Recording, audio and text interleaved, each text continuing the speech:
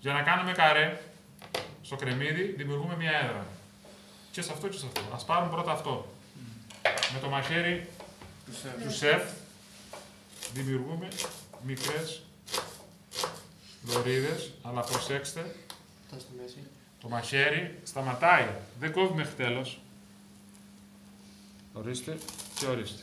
Δημιουργούμε μία κάθετη τομή, εδώ, το μαχαίρι σταματάει. Δεν πάει μέχρι τέλος. Τραβάμε το μαχαίρι μας έξω. Εμείς καθορίζουμε τη διάμετρο.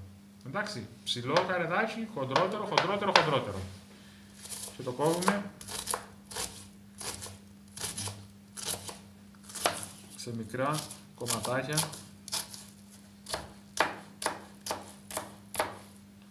Εντάξει. Άλλος τρόπος δεν υπάρχει να κάνουμε. Θα σας πω. Τρόπος κοπής καρεδάκι στο κρεμμύδι. Αλλά και σε πολλά άλλα που μπορούν να γίνουν. Καρεδάκι. Η πατάτα τώρα θα σας πω.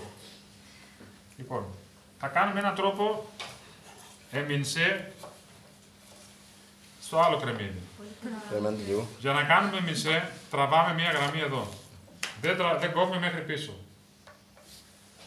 Εδώ τώρα μπορούμε να βγάλουμε εμινσέ. Λεπτές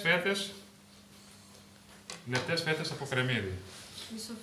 Η διαφορά του εμινσέ από το χασέ ή ασέ του γαλλικού είναι μόνο στη λεπτομέρεια του διαμετρήματος της λεπτής φέτας. Δηλαδή στο χασέ η φέτα μας είναι πάρα πολύ λεπτή.